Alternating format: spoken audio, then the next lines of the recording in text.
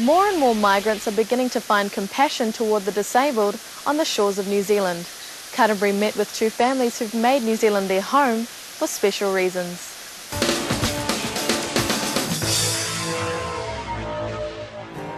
This is Joy Ho enjoying the kind of freedom she wouldn't have if her family stayed back in Taiwan 7 years ago. 17-year-old Joy was born with cerebral palsy and is a Waikato Times delivery girl in Hamilton.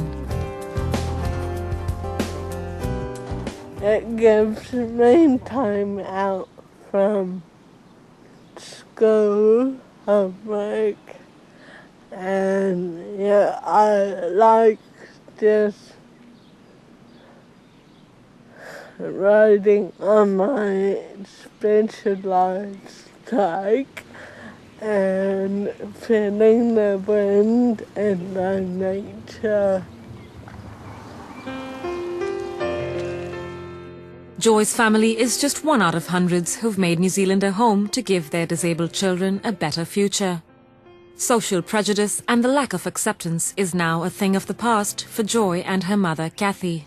While Joy was young, when we go to a park, people would just pop up and said, "What happened to your child?" And asking some question they may not be aware of, it's hurting your feeling.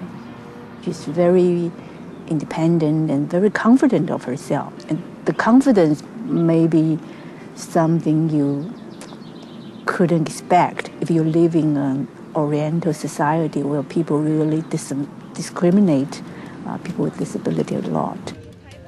Moving to New Zealand allowed Joy to be seen as an equal, in school and at work. She's getting out there like every other kid, and the fact that she doesn't, ring up and moan to me about, oh, it's wet and I can't do it and blah, blah, blah, blah, blah, and she's got, the willpower to do it, so credit her for that, It's been a long journey from the day Joy first arrived in New Zealand, and what she's learnt along the way is to never stop dreaming. Go for your dreams and never give up. You'll be surprised what you can achieve. Meanwhile, back in Auckland, the Balasurias from Sri Lanka are beginning a new journey. Today, 19-year-old Dinithi with Down syndrome attends special class for the very first time, a day her family has long awaited.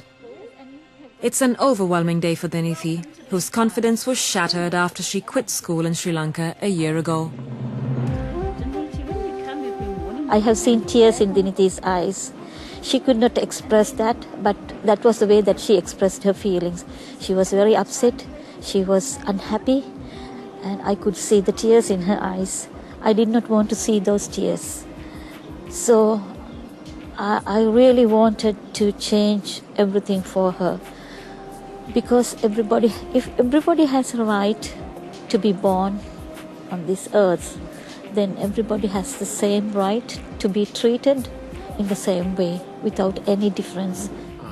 We've noticed more and more families are choosing New Zealand because it does offer good opportunities to children with disabilities. So their children have opportunities here that they just wouldn't have in their homeland.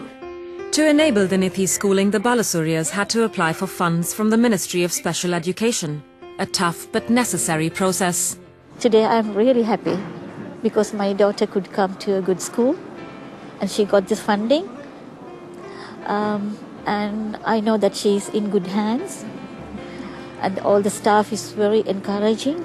I know that Dinithi is going to start her wonderful life in New Zealand. Which one do you like?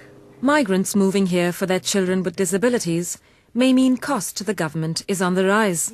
But some say there are benefits. Well, migrants with disability, there's an assumption that they will cost. That's a huge assumption. There's many people with disabilities who make contributions. They make contributions to communities. And the more we remove the barriers in communities, the more people with disabilities are able to make contribution.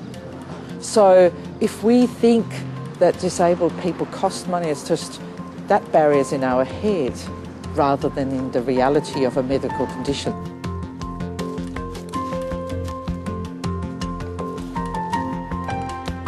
Integration and inclusion into every aspect of society have made New Zealand a special home for families like Joy's. Here you have more choices. Everyone can be certain people in their own field of interest.